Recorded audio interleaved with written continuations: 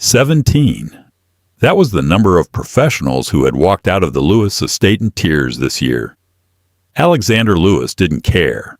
He paid for perfection, and perfection didn't cry. But he hadn't met a woman who had exactly $2 in her checking account and nothing left to lose. Carrie Black checked the balance on her banking app as the subway lurched forward, rattling her bones against the hard plastic seat. Negative $14. She turned the screen off. Staring at it wouldn't materialize the rent money due by Tuesday, and it certainly wouldn't buy her son, Leo, the asthma inhaler refill he desperately needed. She shoved the cracked phone into her coat pocket and looked up at the blurred subway ads passing by in the dark tunnel. Carrie was tired. Not the kind of tired a good night's sleep could fix, but a bone-deep exhaustion that had settled into her marrow over 6 years of single motherhood. She didn't have room for panic anymore. Panic was a luxury for people who had safety nets. Carrie only had herself. The Lewis building loomed over the financial district like a middle finger made of glass and steel. It was imposing, sharp, and utterly devoid of warmth. Carrie walked through the revolving doors, her scuffed boots squeaking faintly on the pristine marble floor. She smoothed down her skirt, purchased from a thrift store and ironed meticulously this morning, and approached the reception desk. "Carrie Black," she said, her voice steady. "Here for the Nanny interview." The receptionist didn't look up from her monitor. "Floor 72, elevator bank C." The ride up made Carrie's ears pop. She stepped out into a sprawling penthouse suite that doubled as Alexander Lewis's home office. It felt less like a home and more like a high-end furniture showroom where nobody was allowed to sit. A nervous-looking assistant, young and visibly sweating, intercepted her. "Ms. Black, I'm David. Please have a seat. Mr. Lewis is finishing a call." David glanced at her worn boots, then quickly averted his eyes. "He's particular. Just a heads up." "I've worked the Sunday brunch shift at a diner in Midtown," Carrie said flatly. "I can handle particular." 10 minutes later, David ushered her into an office that smelled of expensive leather and cold air conditioning. Alexander Lewis sat behind a massive oak desk, eyes locked on a tablet. He didn't look up. He didn't offer a greeting. He just held out a hand. Carrie placed her thin, single-page resume into his palm. Alexander finally raised his eyes. They were a piercing, icy gray, framed by sharp features that looked as though they had been sculpted with a chisel. He looked exactly like a man who moved millions of dollars before his morning coffee, and entirely like a man who hadn't smiled in a decade. "You have no degrees in early childhood education," Alexander said. His voice was a low, resonant baritone, devoid of inflection. "You don't speak Mandarin or French. You aren't certified in pediatric CPR. And your last job was—" He paused, his lip curling slightly. "Managing a diner. Assistant manager," Carrie corrected. "And I raised a boy from birth to 6 years old on an income that wouldn't cover your monthly dry cleaning bill. He's healthy, polite, and reads above his grade level. If you want a tutor, hire a tutor. If you want someone to keep your kid in line and alive, you hire me." Alexander dropped the paper onto his desk. "I require perfection, Ms. Black. I demand strict adherence to schedule. My daughter Coraline is gifted. She requires a structured environment, not a glorified babysitter. The compensation is generous because the expectations are absolute. You are vastly unqualified."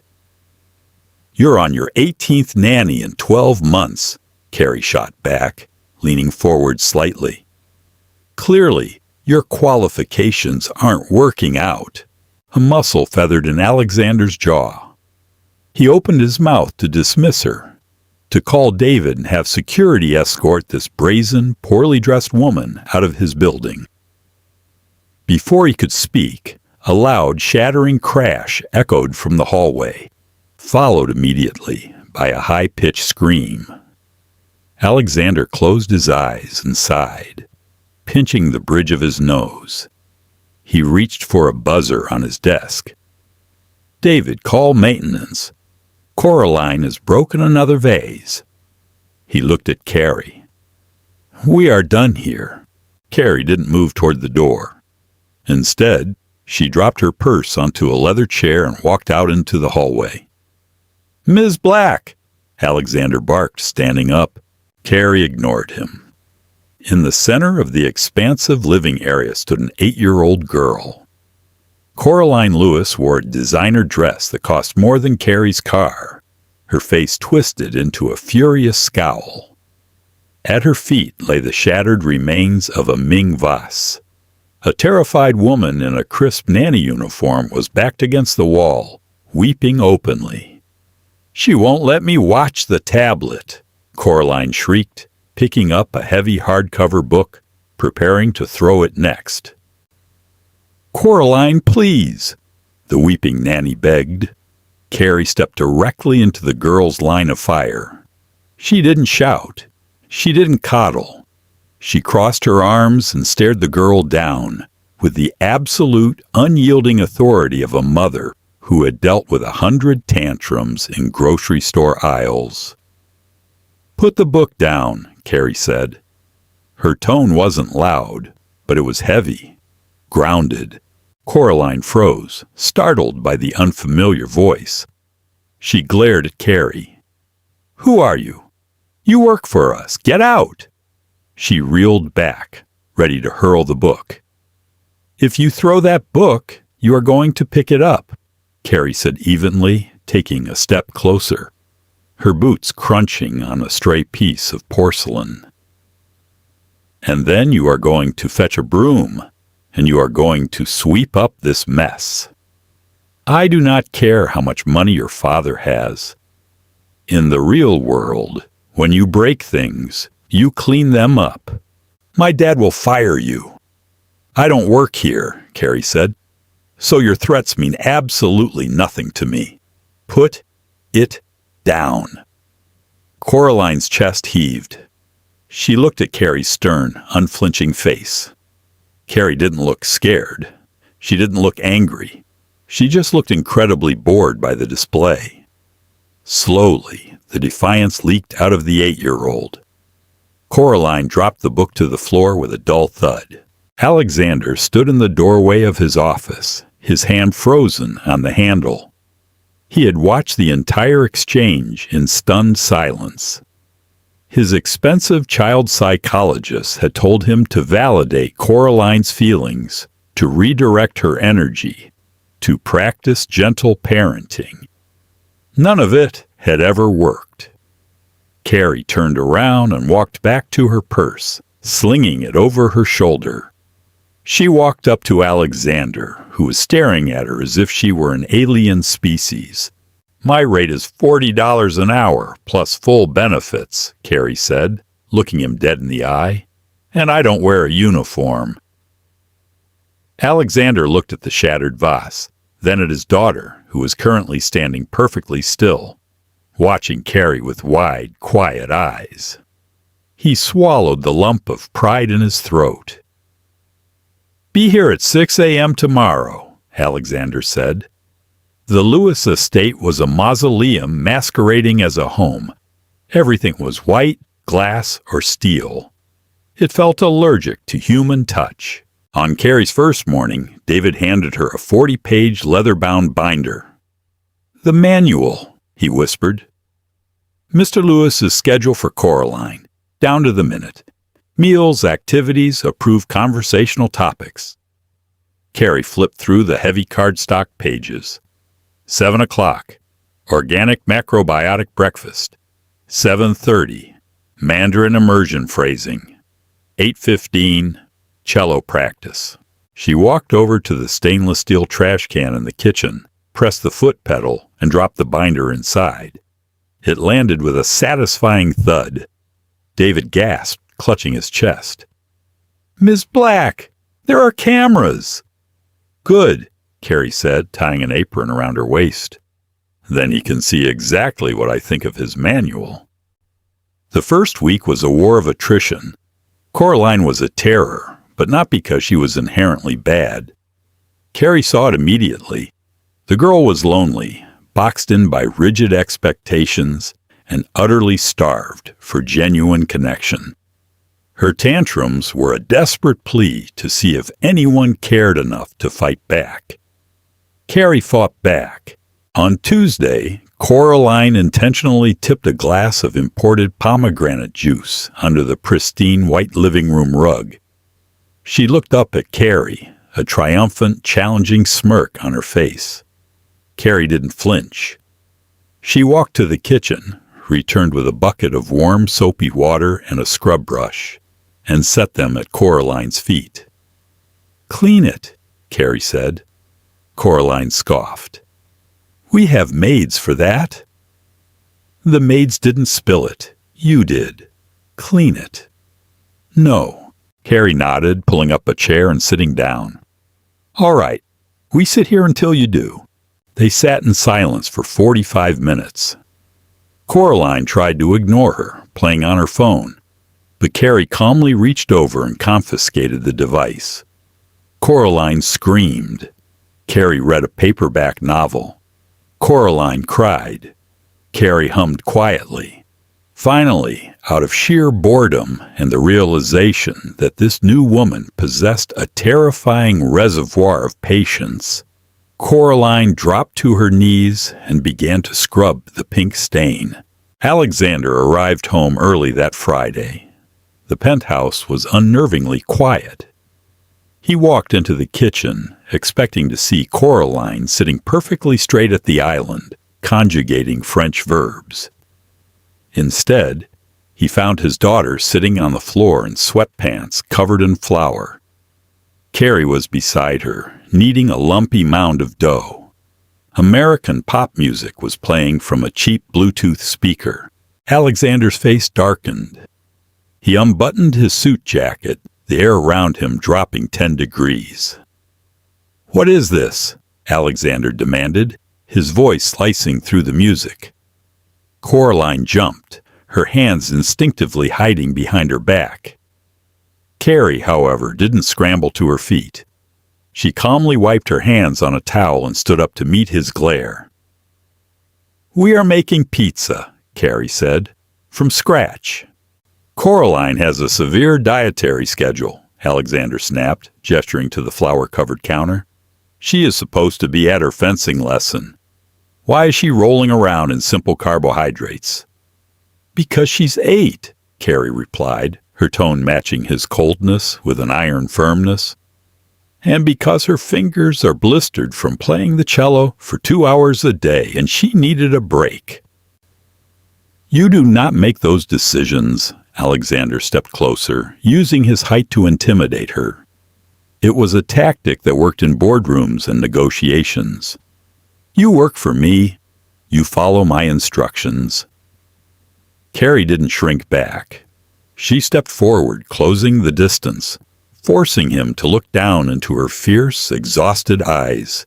"I work for her," Carrie said, pointing a flour-dusted finger at Coraline, who was watching them with bated breath.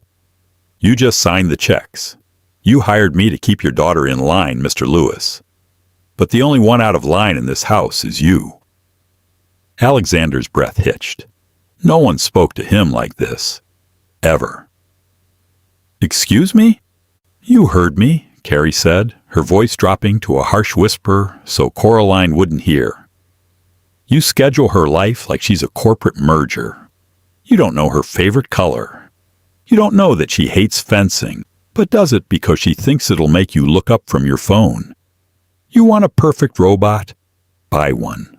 But as long as I am here, she is going to be a child." Alexander's jaw clenched so hard his teeth ground audibly. "You are overstepping, Ms. Black. Severely. I could fire you right now." Carrie held his gaze. She thought of the eviction notice she had narrowly avoided. She thought of Leo's inhaler. Her heart hammered against her ribs, but her face remained a mask of pure stone. She untied her apron and threw it onto the counter. Then do it. Fire me. Be the 19th nanny on your spreadsheet. But don't you dare pretend it's because I failed her. It's because I'm the only one in this godforsaken glass box who actually sees her. She walked past him, heading toward the hallway to grab her coat. Alexander stood frozen. He looked at the discarded apron. He looked at the flower on his perfectly polished Italian leather shoes. Finally, he looked at his daughter. Coraline was crying. Not the manipulative, loud wails of her usual tantrums, but silent, terrified tears. She looked at her father, then at the hallway where Carrie had disappeared. "Don't let her go," Coraline whispered, her voice cracking. "Please, Dad. She's the only one who doesn't hate me." The words hit Alexander like a physical blow to the chest. The air rushed out of his lungs. He stared at his daughter, really looking at her for the first time in months. He saw the dark circles under her 8-year-old eyes. He saw the tension in her small shoulders. Alexander turned on his heel and strode down the hallway. Carrie was already at the elevator, her finger hovering over the call button. "Wait," Alexander said. The word felt strange in his mouth. Foreign. Carrie paused, looking at him over her shoulder.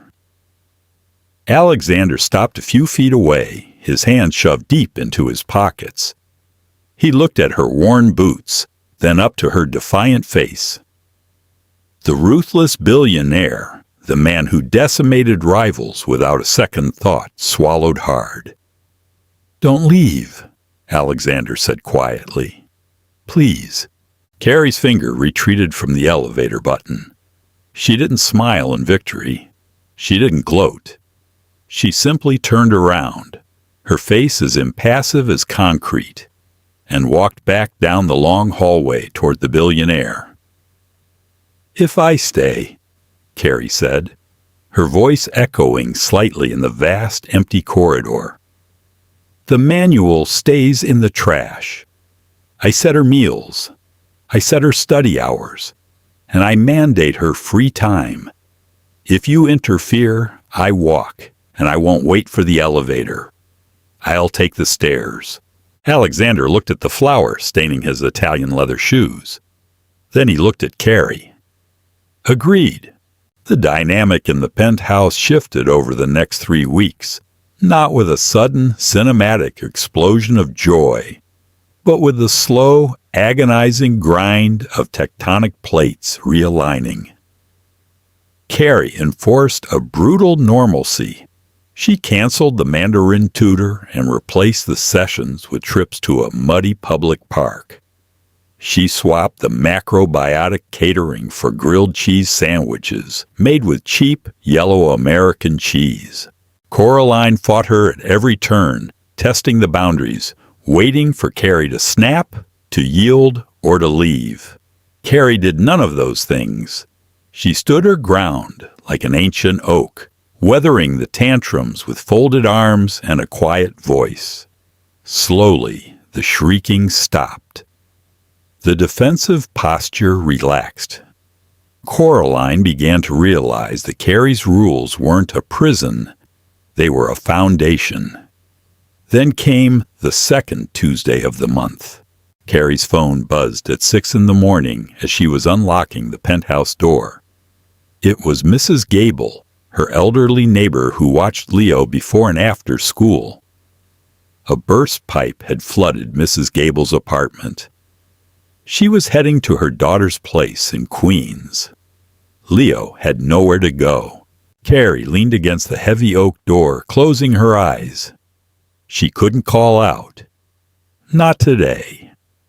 Alexander had a board meeting he had been obsessing over for a week, and Coraline had a dentist appointment that required military-level logistics to execute without a meltdown. Carrie took a breath, grabbed her son's hand, and walked into the Lewis estate. Alexander was standing by the espresso machine, reviewing a thick dossier. He wore a sharply tailored charcoal suit, looking every inch the corporate predator. He looked up as the door clicked shut. His eyes darted from Carrie to the small, scruffy boy hiding behind her leg. Leo was 6. He wore corduroy pants patched at the knee and a faded graphic tee featuring a generic superhero.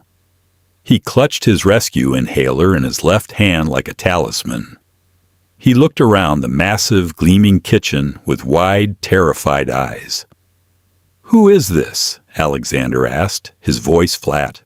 "This is Leo," Carrie said, stripping off her coat. "My son.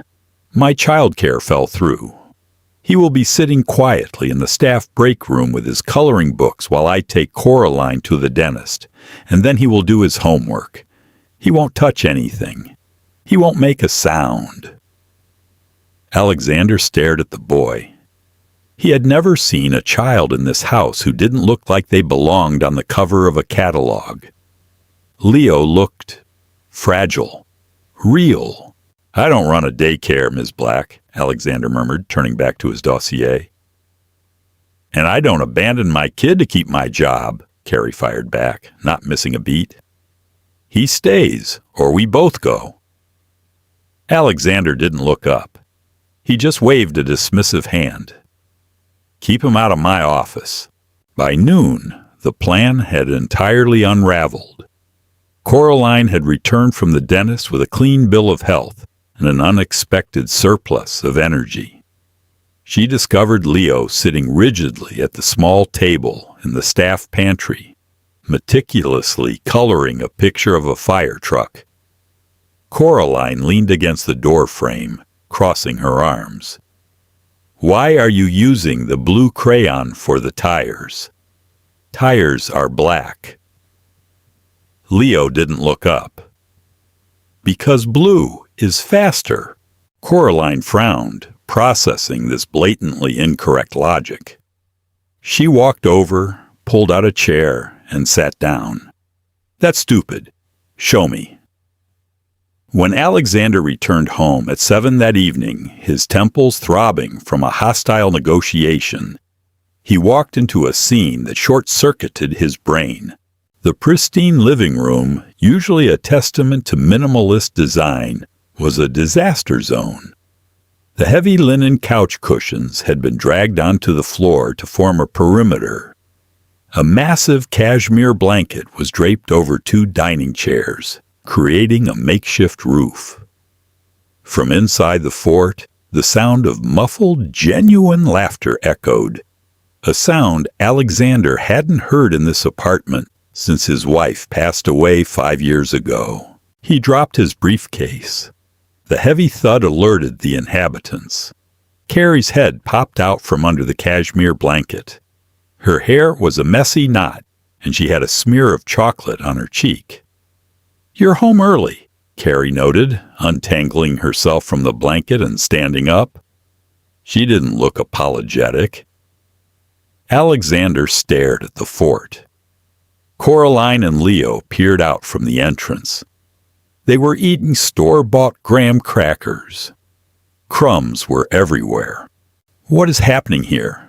Alexander asked, his voice dangerously low.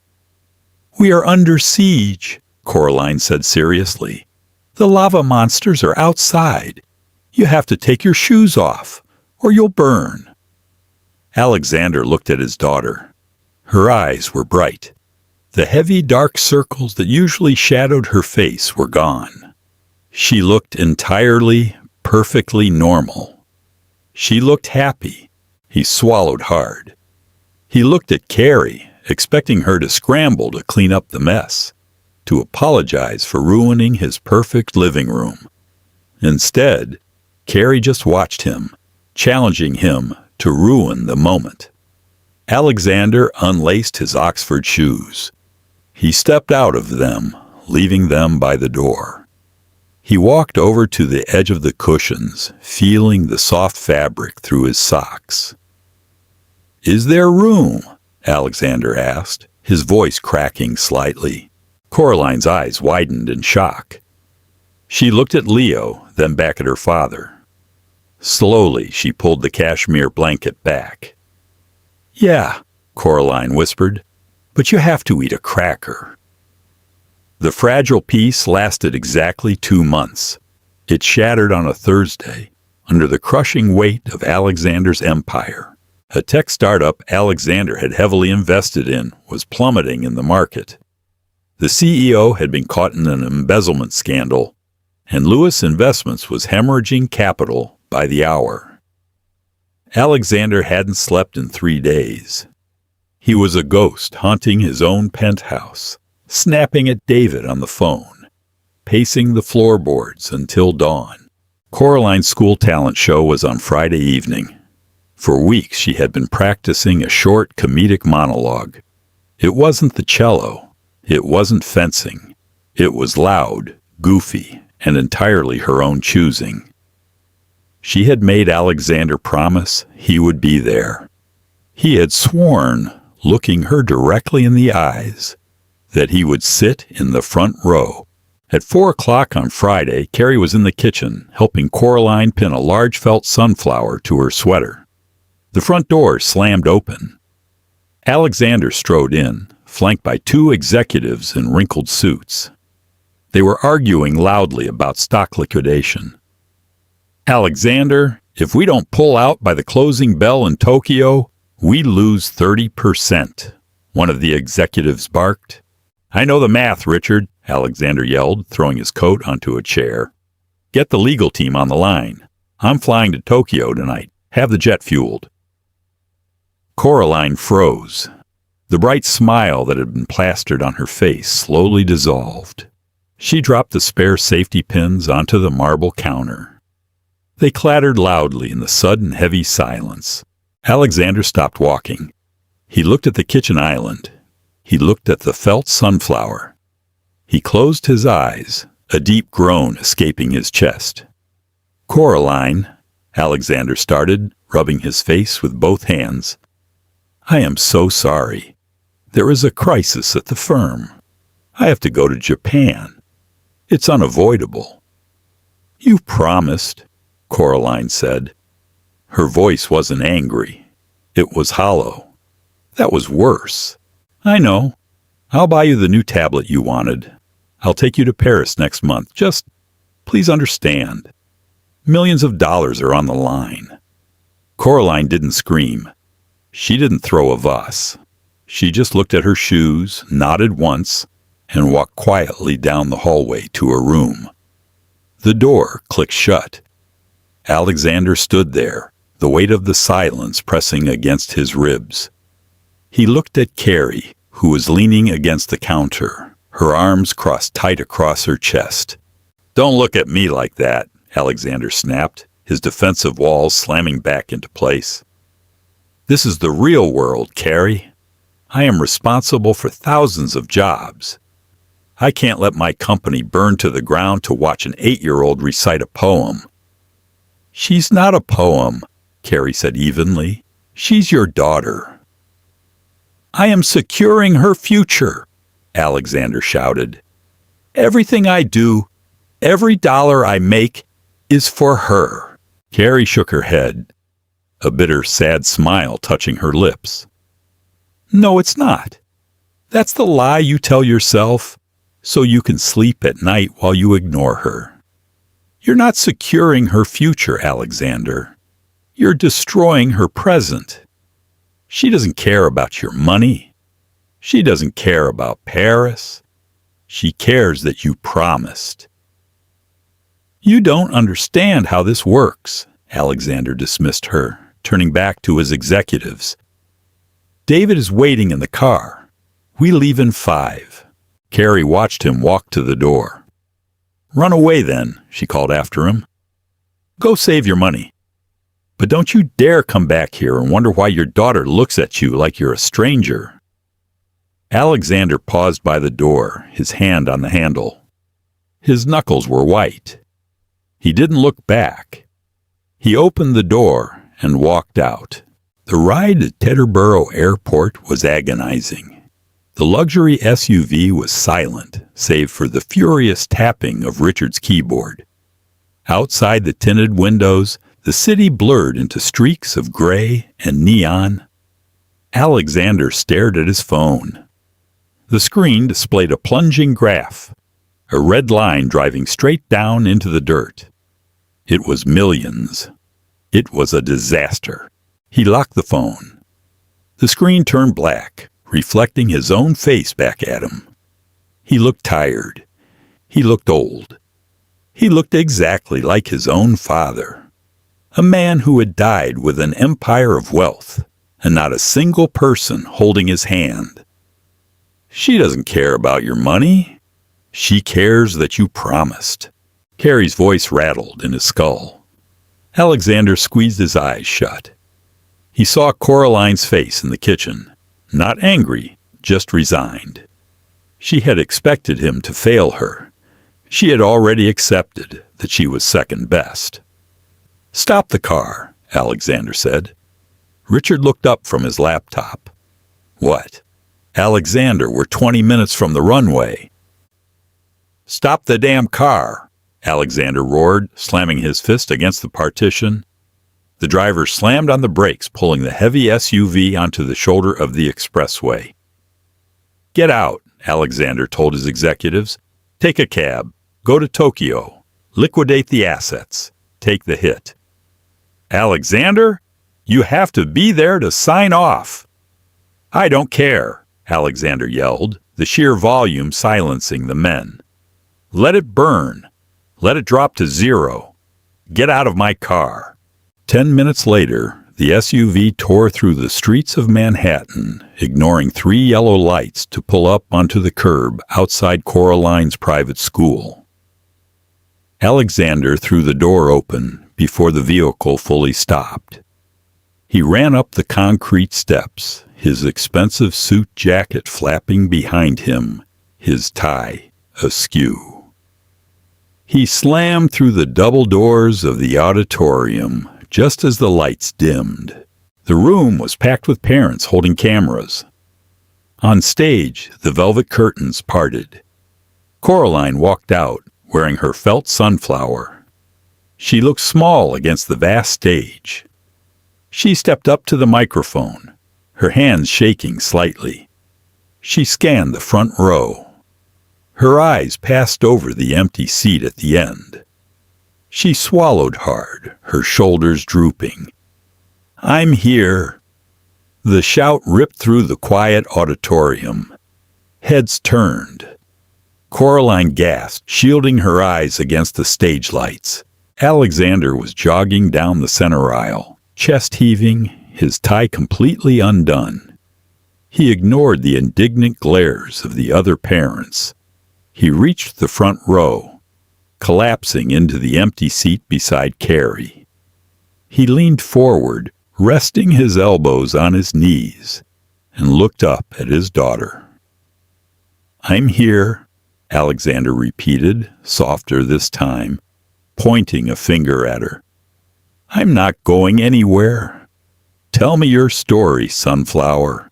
On stage, a massive, genuine smile broke across Coraline's face. She grabbed the microphone, stood up straight, and began to speak. In the dark of the auditorium, Carrie looked sideways at the billionaire. He was entirely focused on the stage, completely ignoring the frantic buzzing of his phone in his pocket. Carrie felt a strange tightness in her chest. She reached over, her hand brushing against his arm in the dark. Alexander didn't pull away. He turned his head, looking at the tired, fierce, single mother who had torn his life apart just to put it back together correctly. He didn't say anything. He didn't need to. He just turned his hand over, his fingers lightly gripping hers. They sat there together, anchored in the dark, watching the little girl in the felt sunflower bloom.